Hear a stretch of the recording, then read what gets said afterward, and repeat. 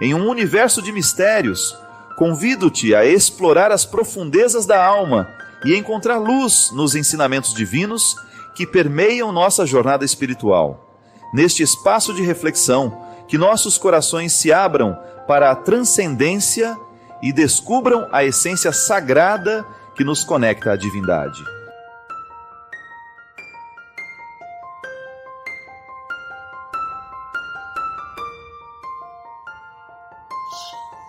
Nós não podemos nos adaptar. Nós não podemos dar um passo atrás na educação que nós já recebemos um dia. De saber respeitar um espaço, até mesmo um território sagrado. Às vezes eu vejo a maneira como nós entramos dentro das igrejas, o desrespeito é tão grande, porque não há diferença entre lá fora e aqui. Eu levo muitos peregrinos pelo mundo, é a primeira coisa que eu digo para eles no primeiro momento da nossa peregrinação. Gente, perceba a sacralidade de cada lugar. Não entre dentro da igreja da mesma forma como você entra no mercado. Não estou falando de religião ainda não. Estou falando de valores, de virtudes, de educação, que é a base, é o primeiro instrumental dessa vida interior que vai nos qualificar como pessoas. É o primeiro tijolo na edificação dessa vida interior, que depois vai me dar condições de ser uma pessoa suportável do ponto de vista social. Eu não estou falando suportável de só suportar não, viu? De ser harmoniosa na minha convivência. Minha gente, essa é a maior riqueza que você pode ter na vida. Você estabelecer desde o início este alicerce que vai lhe dar condições de ser uma pessoa educada. Educada. De ser uma pessoa que tenha sensibilidade de perceber o que deve e o que não deve. Onde começa o seu direito, onde começa o seu dever, e de você exercer-se assim. Nós não estamos no Evangelho ainda, nós estamos em Aristóteles, nós estamos em Platão, nós estamos nos primórdios da filosofia, dessa filosofia ocidental que nós conhecemos, que inclusive estabeleceu as nossas normas de direito, de política, de economia. Mesmo que você nunca tenha lido uma página de Aristóteles, mesmo que você nunca tenha lido uma página de Platão, a sua fé, essa sistematização teológica que nós temos, foi influenciada por eles. Mas Jesus, o que tem Jesus a ver com essa história? Não. Jesus é absolutamente original no que disse. Quando eu digo na sistematização teológica, é quando nós vamos estudar Tomás de Aquino, quando nós vamos estudar Agostinho, porque esses homens eram muito inteligentes. E eles começaram a pensar a fé a partir da filosofia. Eles deram um passo atrás. Eles quiseram trazer racionalidade para que o nosso discurso pudesse ser respeitado pelos outros, antes por nós mesmos. Sabe por quê? Nós só vamos viver se de fato houver uma coerência para nós. O que nos faz adeptos de Jesus é quando nós percebemos que a palavra que Ele nos propõe, que a lei, que a regra que Ele nos sugere faz sentido. Antes disso não há segmento. Não há segmento antes do conhecimento da verdade. Você pode até ter uma participação. Você pode até ser um número na estatística, mas você ainda não é cristão. Você pode até ser católico, mas ainda não é cristão. Você pode até ser um evangélico, mas ainda não é cristão. Há uma sala de estar onde nós corremos o risco de passar uma vida inteira achando que já estamos no principal lugar. A palavra de Deus na nossa vida só faz sentido quando nós percebemos a coerência. Isto é, está alinhavando com o sentido tudo aquilo que eu compreendo e sei de mim. Porque é em mim que o mistério se realiza. É em mim que Deus é possível. Ah, mas padre, então para que eu saio e vou à igreja? Para você chegar até você. Isso é fantástico. E está lá naquela passagem que Jesus se encontra com a samaritana e faz um itinerário maravilhoso de viagem interior com aquela mulher. Aquela mulher estava privada de estar no templo. Ela estava privada da geografia da fé. Jesus liberta aquela mulher na chave principal, onde todos os grilhões das suas escravidões estavam presos, colocados. Mulher, vai chegar um momento, e o momento já chegou, em que não será aqui, não será ali, não será lá, mas será em si mesmo, em espírito, em verdade. Então eu posso simbolicamente, religiosamente, sair da minha casa e ir até a igreja. Por quê? Porque lá, aquelas paredes, aquele altar, aquela liturgia, me facilita entrar para dentro de mim. E entrando dentro de mim, eu começo a viver a experiência de um confronto pessoal com Deus, que vai me mostrando cada detalhe da minha indigência, sem nunca me rejeitar. Nunca me rejeita. A minha indigência, essa indigência moral que eu descubro, essa indigência emocional, e aí você pode desdobrar essa indigência em todos os aspectos que você percebe em você. Eu tenho indigências morais, você tem. Nem sempre eu sou justo. Nem sempre na minha relação com as pessoas eu sou capaz de fazer prevalecer a justiça. É uma indigência. O que provoca essa indigência? É um dever de casa a ser feito. Em algum momento da minha vida, alguém me traumatizou, alguém me negligenciou uma necessidade, e pode ser que aquilo tenha ficado definitivo em mim, o medo de não ter. Geralmente, quando a gente foi muito pobre na infância, a gente leva um tempo para ser generoso depois que a vida nos deu alguma coisa. Não é verdade? Há pessoas que não. Há pessoas que parece que já saem da pobreza prontos para a generosidade, mas nem sempre é assim. Quantas vezes eu experimentei isso em mim? Vivi muita indigência material e de repente eu tinha. De repente não estou mais privado. Mas a minha tendência era acumular. Sabe o que era isso? Não estou falando de dinheiro não estou falando de coisa boba. Calça, sapato, camisa.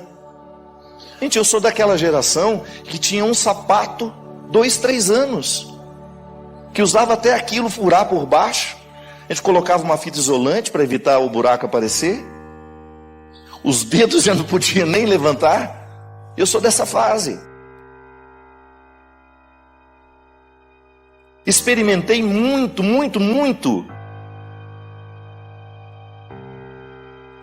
a necessidade material. E identifiquei exatamente em mim quando é que essa carência de um dia começou a determinar o adulto que já não carecia mais. Olha que relação interessante. Doentia. Uma criança carente que ainda não foi curada em mim, ditando o meu jeito de ser hoje. Bem, mas eu não preciso mais acumular, eu tenho. Por que ainda estou na necessidade do acumular? Porque ainda não estou livre de um dia não ter tido. E eu ainda não estou curado. Porque para mim liberdade é cura. É a experiência de diariamente livrar-me de mim mesmo. Ah, mas são os outros que me amarram. Não. Toda e qualquer escravidão, ela se estabelece no íntimo da nossa consciência. Não é de fora que os outros nos escravizam. Eu posso até ter todos os estímulos da escravidão que me vêm pelos outros. Eu digo isso sempre, dependendo do círculo de amizades que você tem, da qualidade de vida das pessoas que lhe influenciam. Se elas são pessoas livres, é natural que você queira ser também. Mas se elas estão todas amarradas em suas escravidões sociais, é muito provável que você repita o comportamento sem até se problematizar.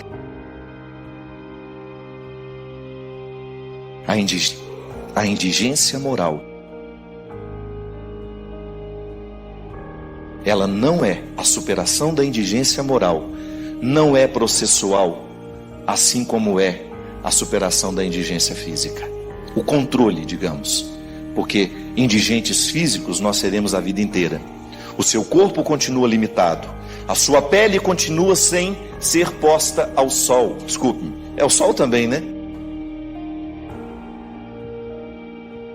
Ao fogo. Mas está administrada. Você assimilou essa indigência. Você sabe muito bem que você não pode pular de um prédio de 10 andares. Seu corpo não está preparado para isso. Agora eu pergunto, por que nós não vivemos o mesmo cuidado com a indigência moral? Por que nós não temos os mesmos cercados de proteção que nós temos para a indigência física?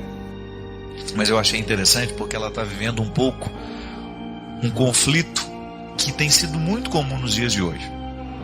Ela fala: padre, o que tem me feito sofrer é o meu questionamento sobre a vida. Eu me vejo, me amo, me importo com o que pensam de mim, mas de forma positiva. As críticas eu uso para melhorar, os elogios enchem meu ego, tudo bem. Aliás, eu era assim. Até que comecei a me questionar o porquê de me sentir satisfeita com essas coisas. Afinal, só tem importância para mim, e ao concluir que todos nós somos sozinhos. No fundo, somos sozinhos. Chegar a essa conclusão me desesperou. Retirou até mesmo o sentido do que eu tinha para esse reconhecimento que o outro me dava. Eu me sinto só. E como se só eu me preocupasse comigo. Quando me falam, sinto acolhida, mas quando penso que o que as outras pessoas falam são palavras jogadas fora, eu vejo o quanto só eu tenho importância para mim. Minha solidão se aprofunda e eu me pergunto, então, para que viver? Para que estudar, trabalhar, procriar, se isso só tem sentido para mim? Quero voltar a ser eu mesma, porque eu sempre amei ser quem eu sou e hoje tenho sentido muita dificuldade de viver esse sentimento. Isso é muito comum nos dias de hoje, né? Essa perda do sentido da vida. Primeiro que ela fala uma coisa que é muito verdadeira. No fundo, nós somos sós. Ninguém pode nos livrar dessa solidão. Aliás, esse livro que eu vou lançar agora, se Deus quiser, em junho, chama-se Orfandades, o Destino das Ausências. É um livro de contos em que eu, a partir de personagens e de histórias, eu trato, dessas orfandades que são naturais desta insuficiência da condição humana, que é, no fundo, eu acabo tendo que experimentar as minhas questões mais fundamentais sozinho. É claro, o outro do meu lado me ajuda, mas em última instância, sou eu e minhas misérias, O outro não consegue acessar tudo que eu sou, como eu gosto sempre de dizer, porque eu sou um totalmente outro. O outro é um totalmente outro. Por mais que eu esteja ao lado daquela pessoa, eu não tenho como acessar a totalidade dela. E essa incapacidade de ser acessado na nossa totalidade gera uma solidão, uma sensação de ser só. Porque é aquele momento em que você não tem palavras para definir o que você sente. Essa é a solidão. É aquele sentimento que nem você entende. É aquela mágoa que nem você compreende porque tem. É neste lugar de solidão que moram todos esses sentimentos que são muitas vezes difíceis de serem entendidos. Agora, é interessante que a sociedade moderna tem acentuado muito essa sensação de solidão, pelas características que são próprias dos dias de hoje, A dificuldade dos vínculos, como nós já falamos em outros momentos também, a facilidade com que as pessoas se desprezam, com que elas se trocam, a falta de fidelidade, a falta de confiança. Muitas vezes a falta de verdade na relação. Isso aprofunda muitas vezes essa solidão. Faz com que a gente se sinta cada vez mais solitários. E volto a dizer, não é essa solidão de você não ter alguém ao lado. Não, estou falando daquela que você experimenta de maneira inevitável, mesmo que você esteja rodeado de pessoas. Até na abertura do livro, eu estou escrevendo um texto para colocar lá. Eu estava pensando nisso ontem. Estava escrevendo lá. Não há cuidado humano que possa nos socorrer desta sensação de solidão. Eu acho que é a solidão que nós vamos experimentar na hora da morte, Que é quando você, mesmo que você tenha um médico segurando na sua mão, mesmo que você tenha um amigo, uma mãe, você vai só. E eu não estou negando aqui a dimensão espiritual, não. Eu estou falando da matéria. É deste corpo que tem fim. Deste corpo que padece solitário, Aí a fé nos ajuda a entender que essa experiência será vivida na presença de Deus, e que Ele nos dá o suporte, o conforto, a força para ultrapassar essa fronteira. Tudo bem, a fé nos ensina isso. Agora, antropologicamente, nós vamos enfrentar isso de maneira muito dura. Agora, como é que eu posso fazer para que essa orfandade, essa solidão, não venha retirar as minhas esperanças? Como aqui, Essa menina já teve muita facilidade de ser quem ela era, muito elogiada por todo mundo, certamente uma pessoa muito querida, mas de repente ela mergulhou nessa solidão e ela descobriu de que nada valeria, não adianta o outro me reconhecer se eu não me reconheço. Não adianta o outro me querer bem se eu não me quero, se eu não me acolho. E aí, minha gente, nós entramos nessa questão que nós já tocamos tantas vezes, mas que ela é sempre atual, ela é sempre necessária de ser dita. O ser humano que não se acolhe, o ser humano que não se conhece, que não está disposto a viver esse dilema de ser quem é, não vai alcançar. Não vai conseguir viver essa realização humana. Ele vai se perder, porque o mundo de hoje tem dificultado cada vez mais esse autoconhecimento. Nós não podemos ser superficiais. Nós precisamos superar cada vez mais esse conforto que o autodesconhecimento pode nos trazer. Porque a falta de conhecimento, a falta de autoconhecimento, né, ela pode gerar um conforto temporário. Eu não estou nem aí com os meus problemas, eu quero mais é viver minha vida, eu quero mais é tocar o meu dia a dia, deixa os problemas, outro dia eu resolvo. Pois é, mais cedo ou mais tarde a vida vai nos cobrar. Por isso que o autoconhecimento, e a gente começa aprendendo isso desde criança, quando a gente é bem orientado para esse processo, ele vai criar adultos mais dispostos e mais com uma imunidade um pouco melhor, né? Para dar conta dessa vida. Porque se você não toma cuidado, se você não se percebe, você corre o risco de arrastar todos os dilemas que deveriam ter sido resolvidos na adolescência para a juventude. E da juventude para a idade madura e depois para a velhice. E aí, porque você não resolveu aquele conflito na hora certa, você corre o risco de depois não ter condições de resolver. Porque estão todos acumulados. Superar essa superficialidade dia a dia. É inevitável. Olha, a nossa cultura, ela favorece a superficialidade. Os ambientes que nós frequentamos, muitas vezes, eles favorecem a superficialidade. Você vê pela altura da música, que impede que as pessoas conversem. O livro que muitas vezes nos chama a atenção. O livro que às vezes a gente quer ler, mas esse livro está tão chato, eu não estou entendendo muito. Por quê?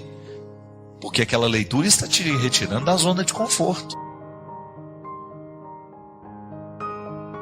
Eu gosto muito de ler coisas que eu não entendo no primeiro momento, porque eu saio da minha zona de conforto. Ler aquilo que eu já sei, que sentido tem isso?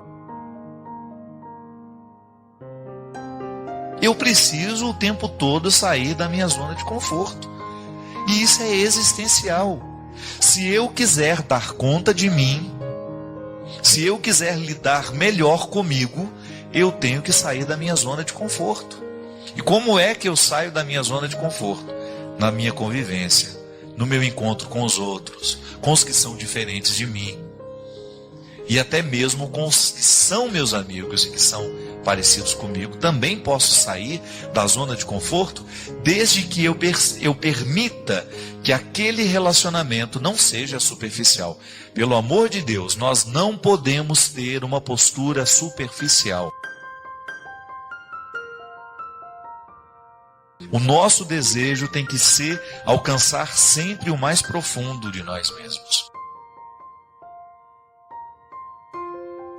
Eu preciso me motivar a querer ir mergulhando cada vez mais em águas mais profundas.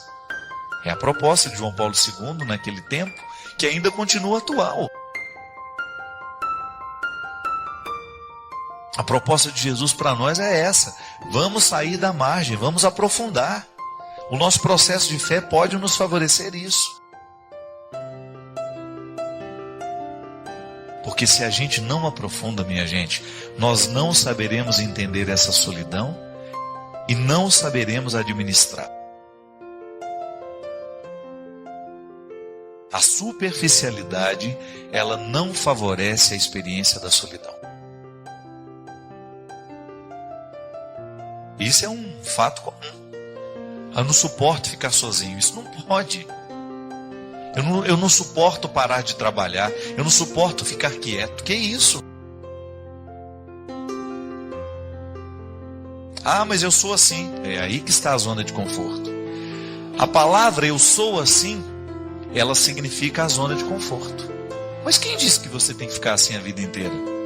Quem disse que você, mesmo sendo um trabalhador ativo, sendo dinâmico, quem disse que você também não pode ser afeito a uma reflexão que vai te fazer parar? Você que não gosta de ler, quem disse que você vai morrer sem poder fazer aí, despertar em você o gosto pela leitura? Buscar a profundidade. Você que só escuta aquela música que... Não. Você tem condições de fazer a experiência da profundidade. Porque é ela que nos dá condições de lidar com as nossas questões mais fundamentais. E a gente não pode morrer sem resolver esses conflitos, viu? E eu quero sempre oferecer o programa de direção espiritual como uma oportunidade para a gente aprofundar essas questões humanas. Para a gente poder refletir a vida. E a partir da reflexão que fazemos, ultrapassar essa zona de conforto e chegar do lado de lá um pouco melhor do que quando estávamos aqui. Eu me lembro que na semana passada nós falávamos de pessoas que têm dificuldade de tomar decisões que lhes são favoráveis. Por quê? Porque estão escravizadas ao sofrimento. Interessante isso, não é? Triste de perceber que muitas vezes nós entramos em processos viciosos tão autodestrutivos que nós perdemos a capacidade de decidir por nós. São relacionamentos que escravizam, relacionamentos em todos os âmbitos, né? Desde um namoro, uma relação de amizade, até mesmo uma vida conjugal. Quando você percebe que você, para que aquele relacionamento dê certo, você tem de perder a sua pertença. Você tem de abrir mão de tudo que você é. Isso é cruel, não é? Isso não é amor. A gente pode até acreditar na capacidade que o humano tem de viver um certo martírio pelo outro. Mas isso não pode se transformar em aniquilamento do ser. Mesmo porque se eu aniquilo quem eu sou, eu deixo de me possuir e eu não tenho o que oferecer ao outro mais. Nós começamos a morrer, minha gente, no momento em que a gente passa a pensar errado. No momento em que a gente substitui um pensamento bom por um pensamento ruim. Quando nós substituímos um pensamento positivo, né? Quando a gente acorda de manhã e você, ao invés de perceber o que está sendo bom, você se fixa naquilo que está defeituoso. E então você impede o seu coração de estar em harmonia, de bater favorável, né? E coração que não bate favorável apanha. Nós não podemos ter um coração que fica apanhando o tempo todo. A fragilidade não pode nos assustar. É como um cristal. Eu tenho uma peça na minha casa que é preciosa. Então eu tenho que guardar de um jeito que ela não esteja exposta aos riscos de ser tratada de qualquer jeito, né? Por quê? Porque ela é de cristal. Ela é frágil. Então, o que é frágil me indica que haverá um cuidado maior. Nós não temos almas rudes. Nós temos almas frágeis. E por isso que dentro de nós precisamos passar constantemente pela experiência do cuidado, pela experiência da compaixão, pela experiência da amorização. Porque se a gente não coloca amor nesse coração, se a gente não converte o nosso coração, querer o bem vai ser sempre um processo penoso para nós. Então, é nesse território que nós somos, que nós travamos essa luta diária de começar a ter um coração que seja amigo. Então, quando eu tenho a facilidade de alimentar sentimentos opressivos, por exemplo, eu estou sendo desfavorável ao meu coração. Porque uma pessoa que é dominada por sentimentos opressivos, por pensamentos opressivos, ela vai ter muita dificuldade de viver harmoniosamente, de buscar equilíbrio nas coisas, nas realidades. Quando nós dizemos a expressão coração, nós estamos falando da nossa totalidade. É como se houvesse em nós um centro onde tudo é decidido, né? E na verdade o nosso coração é o cérebro, né? O que realmente decide todas os sentimentos, tudo aquilo que nos povoa é no cérebro. Mas nós gostamos de dizer que é o coração que decide, quando nós estamos nos referindo às dimensões emocionais que também são cerebrais, também são racionais. É tudo aqui, na nossa cabeça. E é aí que entra a questão. Quando eu tenho um coração que me é favorável, quando o meu coração está convertido, eu não vou precisar fazer muito esforço para querer o bem. Isso é fantástico, minha gente. A gente identificar que a conversão, a verdadeira conversão, faz com que o bem seja natural em nós. Nessa música a gente tem a frase também de São Paulo, que nem sempre a gente faz o bem que a gente quer. Por quê? É a concupiscência. Uma palavra difícil, né? Que fala de uma coisa muito simples. O que é a concupiscência? A tendência natural que nós temos de errar. E a conversão é isso. É você colocar a concupiscência num certo controle. É você identificar que em você existe uma fragilidade que precisa de cuidado. Eu sempre gosto desse exemplo. E é interessante a gente compreender que a conversão, essa aproximação que nós fazemos de Deus para ter um coração melhor, gosto sempre de dizer isso, o processo religioso na vida humana é justamente para nos ajudar a lidar com as questões humanas. A espiritualidade, ela só é benéfica a partir do momento em que ela transforma o que é carnal. E aí sim, na dimensão corpórea, né, na dimensão material da vida, nós experimentamos os benefícios da espiritualidade. É no corpo que nós vivemos a mística. E é por isso que a conversão é sempre uma transformação de mentalidade. São Paulo já falava isso. Então Paulo entendeu que a conversão é a mudança de mentalidade. O verdadeiro cristão é aquele que está constantemente passando por um processo de transformação mental. Olha que fantástico isso. Você sabe que cada vez que você aprende uma coisa nova, o seu cérebro é modificado fisicamente? Ele sofre modificações físicas. Então, quando nós mergulhamos no mistério do cristianismo, nós começamos a assimilar um jeito de ser e de pensar de Jesus. Se você for pensar, hoje nós somos proibidos de viver o nosso cristianismo? Não. Só que nós estamos dentro de uma sociedade que está fechando o cerco, cada vez mais. A partir do momento que nós assumimos o cristianismo como uma proposta de vida, fazer o bem deve ser uma satisfação, um prazer. Você sabe disso, já cansamos de falar isso aqui. A agressividade, ela é absolutamente necessária na vida humana. E como é que nós devemos exercer a nossa agressividade? Sonhando alto, buscando no nosso dia a dia a melhoria de nós mesmos. Porque se nós não fazemos isso, nós vamos começar a agredir as pessoas. Fisicamente até.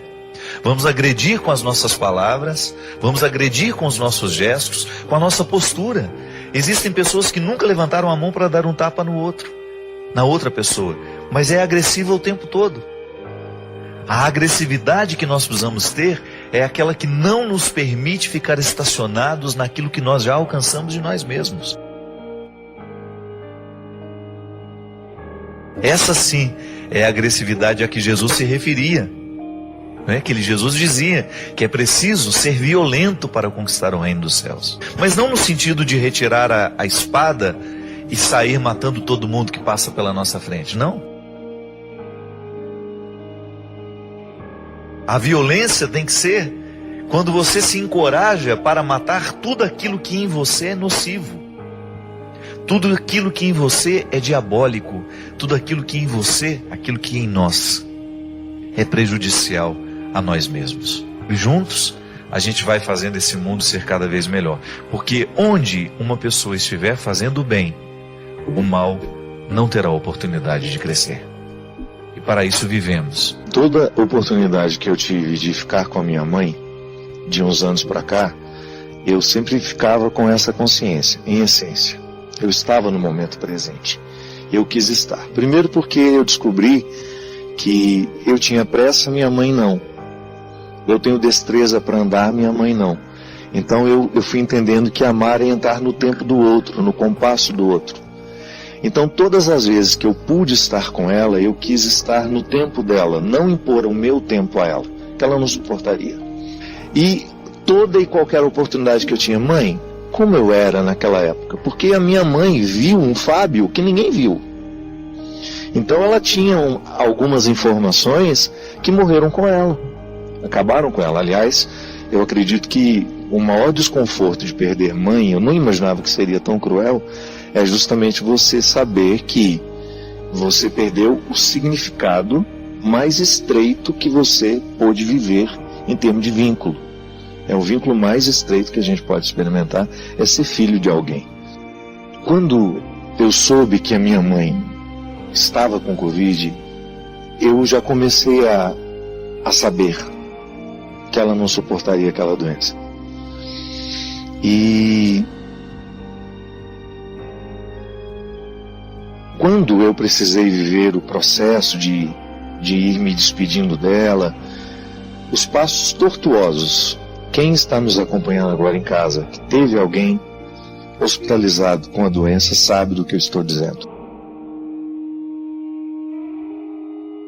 Passo a passo. No momento que o ar começa a faltar,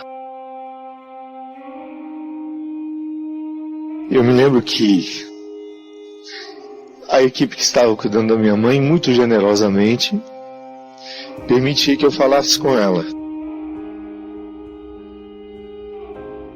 E eu me lembro que no dia que ela teve a primeira crise de falta de ar, que eu vi como a doença era cruel, que eu já sabia, mas ver a minha mãe com aquela falta de ar e eles precisaram me ligar na hora porque foi a única forma que ela teve de se acalmar. Porque, por incrível que pareça, muitas pessoas são entubadas antes da hora por causa da ansiedade. Tem um amigo meu que tem um controle muito bacana de si. Ele chegou 3 vezes para ser entubado e ele dizia, eu não vou ser entubado. Porque depois que você entuba, você diminui muito as chances de voltar. E eu sabia dessa estatística. E aí quando eu vi minha mãe, aí na última chamada de vídeo, vamos entubá-la. Eu me lembro direitinho, minha gente, como se fosse hoje. Ela do lado de lá. E eu dando a ela aquilo que eu tinha de mais sagrado, sabe? Que era o ser padre que ela tanto admirou, que ela tanto ficou feliz por eu ser. Eu não fiquei padre por causa da minha mãe, mas a minha mãe tinha uma alegria por eu ser padre, e eu fui fazer com ela uma oração, como se eu fosse alguém que estava em paz e tranquilo com aquilo que estava acontecendo. E eu falei para ela assim, mãe, a senhora agora vai dormir um pouquinho, que a senhora está muito cansada. Ela não me desmentiu. Ela fez o que ela sempre fez. Me acolheu mesmo quando eu era mentiroso. Aí ela falou assim, é verdade, Fabinho, eu tô cansada mesmo. E daqui a pouco a senhora vai acordar, vai estar tudo bem. A última frase dela para mim foi, sim, vai ficar tudo bem.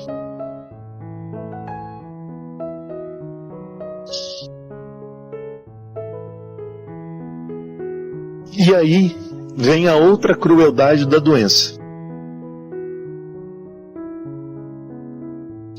Que é você não poder velar, você não poder fazer Eu não sei como minha mãe foi sepultada. Ela que era tão vaidosa, sabe? A gente não pôde colocar nela o vestido que ela gostava, nada disso.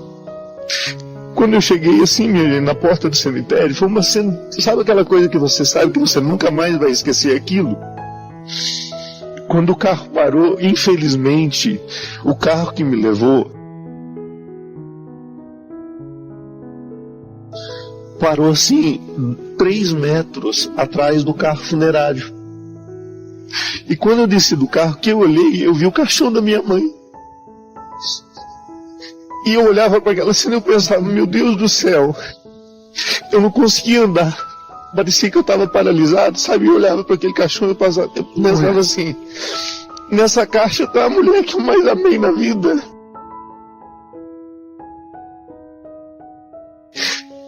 Foi a pessoa que me trouxe ao mundo, que me ensinou tudo que eu sei como gente. Eu digo assim, sem medo de errar, eu fiz 2 faculdades, mas nada supera o que minha mãe me ensinou. Eu li tanta coisa bacana, mas nada foi mais surpreendente até o último momento do que a vida da minha mãe para mim. E de repente ela estava ali, naquela caixa lacrada, sem nos dar, sabe, a oportunidade de últimos gestos, e a gente precisa tanto disso. Essa dor é tão cruel, gente. A dor dessa doença é tão cruel. Por isso que quando hoje eu escuto, às vezes eu leio lá nos meus posts, né? As pessoas dizem, padre, perdi minha mãe hoje, padre, perdi meu irmão. Meu Deus do céu. Então o luto da Covid é muito difícil. É muito difícil. Eu acho que se talvez a minha mãe tivesse morrido do coração, como a gente morria de medo, a minha mãe, ela viveu durante 8 anos com 96% de entupimento de uma artéria importantíssima. Nunca perdi o sorriso, nunca perdi o bom humor, nunca. E aí, e ela sempre dizia uma frase que eu nunca pude concretizar, que ela falava para mim assim, Fabinho, quando eu estiver morta, que você me olhar no caixão, você fala assim, se a dona Ana pudesse falar mais alguma coisinha, o que ela ia falar? Ela me olhava e falava assim, se eu pudesse eu viveria mais um pouquinho. Não se demore com os que estimulam sua insegurança. Com os que instrumentalizam sua fragilidade. Cerque-se dos que estão comprometidos com sua evolução. Porque a qualidade da vida emocional depende dos que escolhemos andar ao lado. Às vezes é muito fácil a gente se acostumar com uma ambiência emocional desfavorável. O que é uma ambiência emocional? As pessoas que de alguma forma nos influenciam. Quem faz parte da sua ambiência emocional? Aqueles cuja palavra pesa sobre você. Aqueles cuja opinião é importante para você. Aqueles que você, no dia a dia, divide a vida, seja no trabalho, seja na vida emocional, seja na família.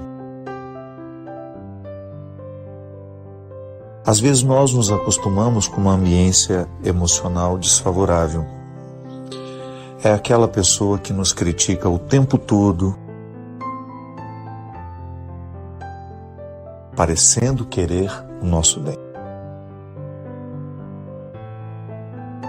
Não, crítica em excesso nos fragiliza.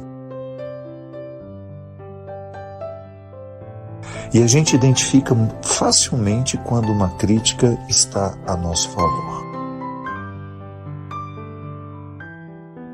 Às vezes a pessoa nos critica com desdém, com satisfação, de nos diminuir, de nos humilhar, e quer que a gente acredite em sua boa intenção. Não é assim que funciona. Quando alguém está comprometido com a nossa felicidade, com a nossa evolução, nós percebemos a diferença na maneira como ela nos critica. É uma crítica envolvida em tanto amor, em tanto cuidado, que nunca nos ofende, por mais que nos desinstale. Às vezes a crítica do outro nos desinstala, mas não nos ofende. E às vezes a crítica somente nos ofende. E ao invés de nos motivar a ir além, ir adiante, não, ela nos paralisa, porque nos coloca num estado emocional que não favorece o crescimento. Portanto, fique atento. Só dê ouvidos a quem te ama. Só preste atenção, só ouça os que de fato estão comprometidos com o seu crescimento. Obrigado por se juntar a nós nesta jornada. Queremos ouvir suas reflexões. Deixe seus comentários, inscreva-se para mais conteúdo e convide amigos a embarcarem nesta jornada conosco.